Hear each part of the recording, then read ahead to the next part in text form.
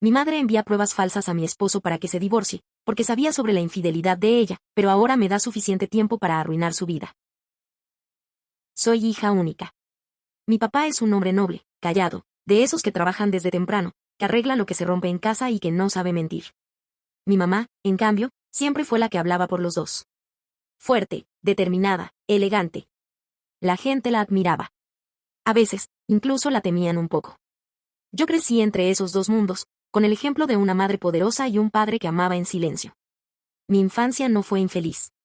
Tampoco fue perfecta. Había discusiones, sí, como en cualquier casa. Pero yo creía que mis padres se amaban.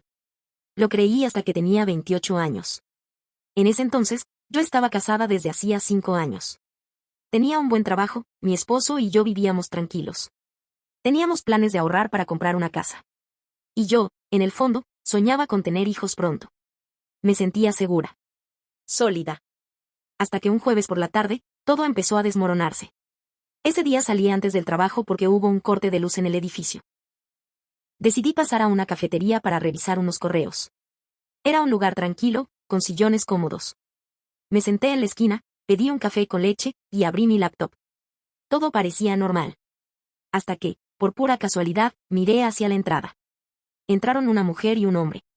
No me fijé mucho al principio. Estaban de espaldas. Pero había algo en el modo en que la mujer se reía, en cómo movía las manos al hablar, que me resultaba familiar. Cuando se volteó, sentí un vacío en el pecho. Era mi madre. Y no estaba con mi padre. Se sentaron muy cerca uno del otro. Ella le acariciaba el brazo. Él le decía cosas al oído. Luego se besaron. No un beso rápido. Un beso largo. Lento. Como si el mundo no existiera alrededor. Me quedé congelada. Mi primer impulso fue sacar el celular. Tomé una foto. No sabía por qué. Tal vez por instinto. Luego cerré la computadora, pagué mi café sin probarlo, y me fui. No lloré. No grité. Caminé como un robot hasta mi coche. Me senté ahí durante 20 minutos, mirando al vacío. Sintiendo como algo dentro de mí se quebraba. Esa noche no dormí. Me acosté al lado de mi esposo, fingiendo que todo estaba bien, pero por dentro tenía un nudo en la garganta. Pensé en muchas cosas. En si debía decirle algo a mi papá, si debía enfrentar a mi mamá, si tal vez todo había sido una confusión. Pero no. No lo fue. Vi cómo lo miraba. Cómo lo tocaba. El tipo de cercanía que solo tiene alguien que ha cruzado la línea. Durante una semana, guardé silencio. Observaba a mi madre como si fuera otra persona. Cada gesto, cada sonrisa que le daba a mi papá me parecía falso. Una obra de teatro bien ensayada. Hasta que decidí que no podía quedarme con la duda. Un sábado fingí que tenía un brunch con unas amigas. En realidad, me estacioné a una cuadra de mi casa y esperé a que mi mamá saliera. Llevaba puesto un vestido que no le había visto antes. Tacones. Estaba maquillada, algo que no hacía para ir al supermercado. La seguí en el coche, con distancia, como en una película. 40 minutos después, se detuvo frente a un hotel discreto. No era de lujo, pero tampoco era barato. Uno de esos lugares que tienen entrada por la parte de atrás. Esperé. No quería imaginar lo que estaba pasando dentro. 2 horas después, salió. Esta vez acompañada. El mismo hombre de la cafetería. Se reían. Él la abrazaba. Le dio una palmada en la cadera antes de subir a su coche. Yo tomé más fotos. No porque quisiera lastimar a nadie, sino porque necesitaba pruebas. No quería decirle a mi papá creo que mamá te engaña. Quería decirle mamá te engaña, y aquí está la verdad. Pero aún así, no lo hice. Pasaron los días. Me sentía como si llevara una bomba en el pecho. Una verdad tan grande que me pesaba físicamente. Hasta que no aguanté más y la enfrenté. Era un martes por la tarde. Le pedí a mi madre que fuéramos a tomar un café. Me dijo que sí, con la misma ligereza con la que me preguntaba si quería pollo o carne para la cena. Nos sentamos. Ella pidió un té. Yo ni siquiera miré el menú. Quiero hablar contigo, le dije, sin rodeos. ¿Pasa algo? Preguntó, como si no supiera lo que venía. Sé lo que estás haciendo. Me miró sin parpadear. ¿Qué estoy haciendo? Sé que estás saliendo con otro hombre. Te vi en la cafetería. Te seguí al hotel. Tengo fotos. No gritó. No negó nada. Solo desvió la mirada hacia la ventana. No es tu asunto, dijo finalmente. ¿Cómo no va a hacerlo? Es mi papá. ¿Sabes lo que significaría para él descubrir esto? Por eso no debes saberlo, respondió, ahora mirándome directo. No le haría bien. Él no lo soportaría. Tú no lo entiendes porque eres joven. Pero yo tengo derecho a buscar mi felicidad también. No podía creer lo que escuchaba. ¿Y tu familia qué? ¿Mi papá? Yo. ¿Eso no importa? Tú preocúpate por tu esposo. No te metas en mi vida. Pagó su té, se levantó y se fue. Me dejó ahí, con el corazón hecho trizas y una verdad que nadie más quería aceptar. Pasaron semanas desde aquella conversación. Yo seguía debatiéndome entre la rabia y la tristeza. Me dolía el alma. No sabía qué hacer. No podía ver a mi padre a los ojos sin sentirme cómplice de una mentira, pero tampoco podía reunir el valor para decirle la verdad. Me sentía atrapada en una red que yo no había tejido. Mientras tanto, mi madre actuaba como si nada. Preparaba la comida. Hacía chistes. Llamaba a mis tías. Me preguntaba por mi esposo. Y cada vez que me hablaba, yo sentía que la voz se me atoraba en la garganta. Una noche, mientras cenábamos todos juntos, ella recibió una llamada. Se levantó, fue a la cocina y habló en voz baja.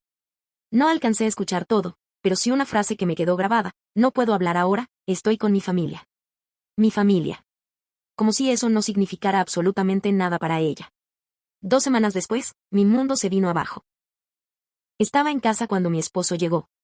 Lo vi nervioso, con la mandíbula apretada y los ojos rojos. Me dijo que necesitaba hablar conmigo. Yo pensé que tal vez había tenido un mal día. O que algo pasaba con su familia. Me equivoqué. Sacó su celular, me mostró un correo. Tenía capturas de pantalla. Eran conversaciones supuestamente mías con alguien llamado Carlos. En ellas, yo le decía cosas subidas de tono, hablábamos de encuentros, e incluso había una foto íntima, falsa. Digo falsa porque esa mujer no era yo. O al menos, no completamente. Mi rostro había sido editado. Usaron una imagen mía y la pusieron sobre un cuerpo que no era el mío. Era grotesco. Una manipulación burda, pero creíble. ¿Qué es esto? Me preguntó mi esposo, con voz tensa. No lo sé. Eso no soy yo. ¿Me estás engañando? Claro que no. Entonces, ¿por qué alguien me enviaría esto?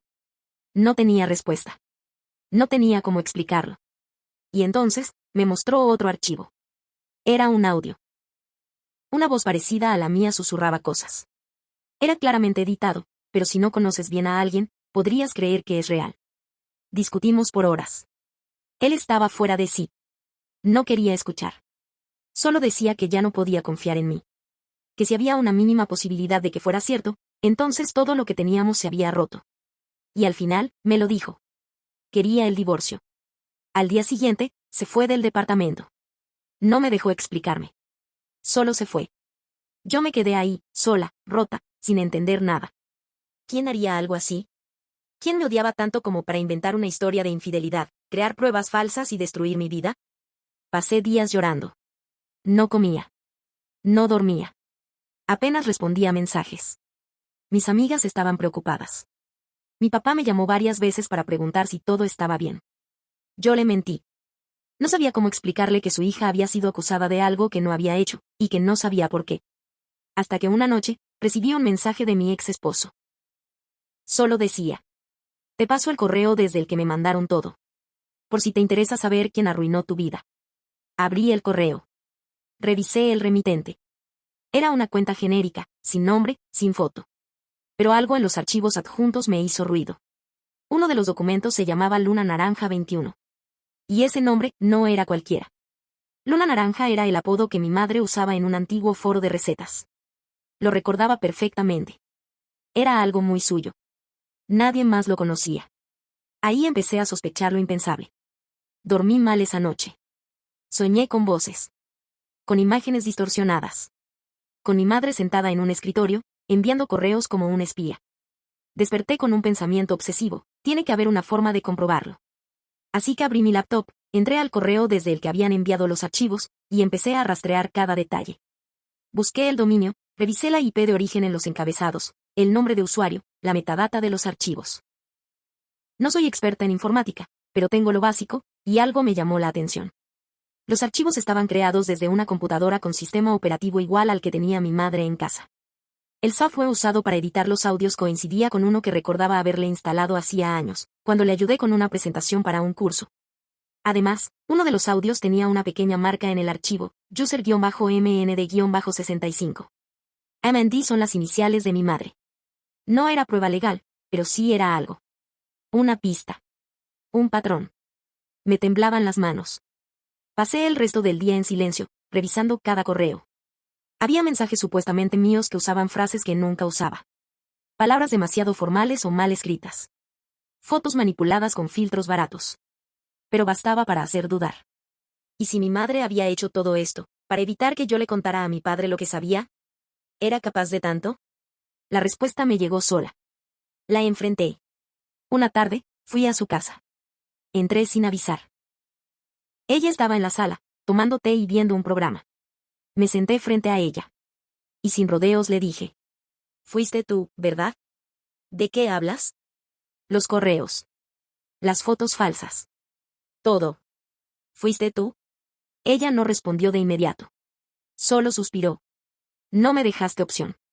Mi cuerpo se paralizó. ¿Cómo pudiste? Le pregunté, con la voz rota. Ibas a arruinar todo. Ibas a abrir la boca. Ibas a destruir a tu padre.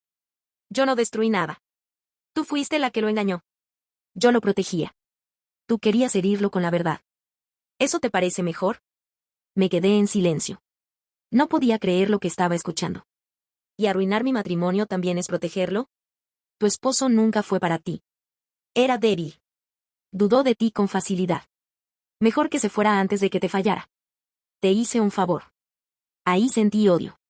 Un odio que jamás había experimentado en mi vida. Eres una monstruo, le dije. Soy una madre que protege lo que ha construido.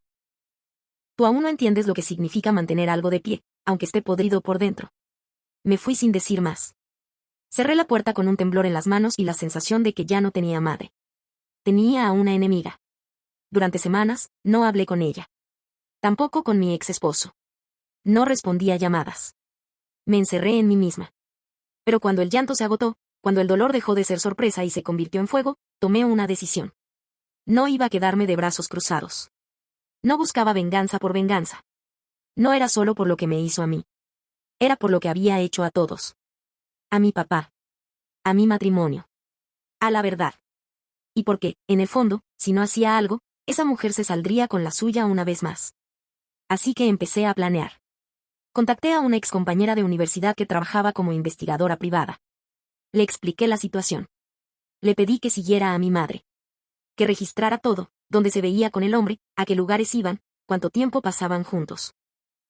Le tomó menos de una semana conseguir resultados. Mi madre se reunía con ese hombre cada martes y viernes. Siempre en hoteles diferentes, para no dejar rastro. En ocasiones almorzaban juntos. Otras veces solo llegaban, entraban y salían a las pocas horas. Había registros, cámaras de seguridad, recibos, y hasta una foto de ambos besándose en el estacionamiento del hotel. El hombre, por cierto, no era cualquier persona. Se trataba de un funcionario público, casado, con 2 hijos adolescentes, y con una imagen pulcra en redes sociales. Tenía un cargo en la Dirección de Cultura del municipio. Daba conferencias sobre valores familiares. Tenía un blog sobre la importancia del ejemplo en casa. Hipocresía pura. Cuando terminé de reunir toda la información, preparé 2 sobres. Uno dirigido a la esposa del hombre. El otro, al Departamento de Asuntos Internos del gobierno donde él trabajaba. Los envié con todo. Fotografías, informes del investigador, copias de los correos que mi madre me envió falsamente, y una carta anónima explicando lo que él hacía con una mujer casada. No lo hice por impulsiva. Lo hice con cada palabra pensada. Sabía que con eso, las cosas iban a empezar a romperse. Una semana después, comenzaron los rumores. La noticia no tardó en llegar a los medios locales. No porque yo lo filtrara, sino porque el escándalo era demasiado grande para mantenerse en secreto. Se hablaba de un funcionario que usaba recursos públicos para cubrir infidelidades. Que se reunía en horario laboral con su amante. Las fotos empezaron a circular. Difuminadas, pero reconocibles. Y sí, en una de ellas se veía a mi madre claramente. El escándalo no se quedó en la oficina. Se extendió a su círculo social. La señora elegante, la esposa ejemplar, la madre de familia, ahora era la otra. La destructora de hogares. Su mundo, que ella defendía tanto, empezó a colapsar. Y yo no sentí alegría. Solo justicia. Mi papá no se enteró por mí. se enteró por la televisión.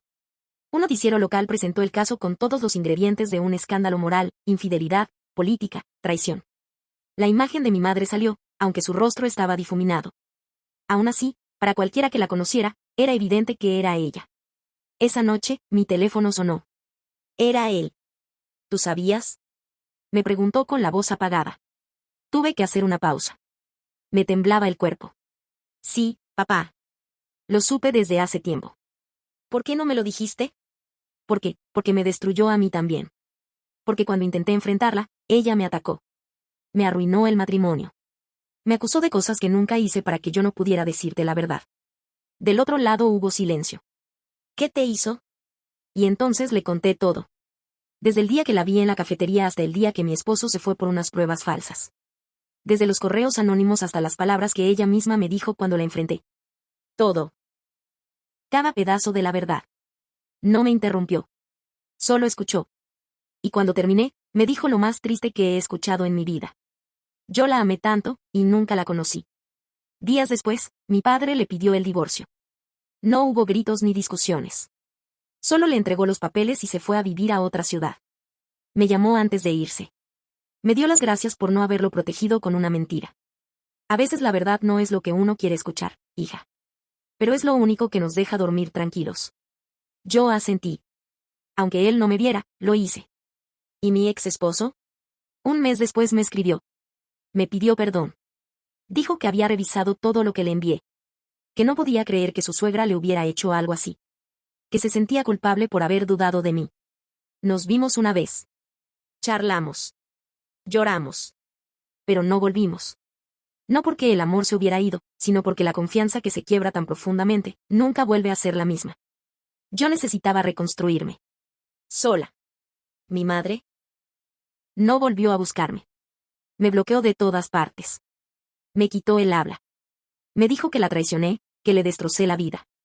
Que ahora nadie quiere hablarle. Que perdió todo por mi culpa. Y, por primera vez, no me afectó. Porque entendí algo. Ella no perdió nada por mi culpa. Lo perdió por sus decisiones. Si alguien destruye un puente y luego se queja de no poder cruzarlo, no es culpa del río. Hoy vivo en otro lugar. Un departamento pequeño, pero lleno de silencio limpio. De paz. Trabajo.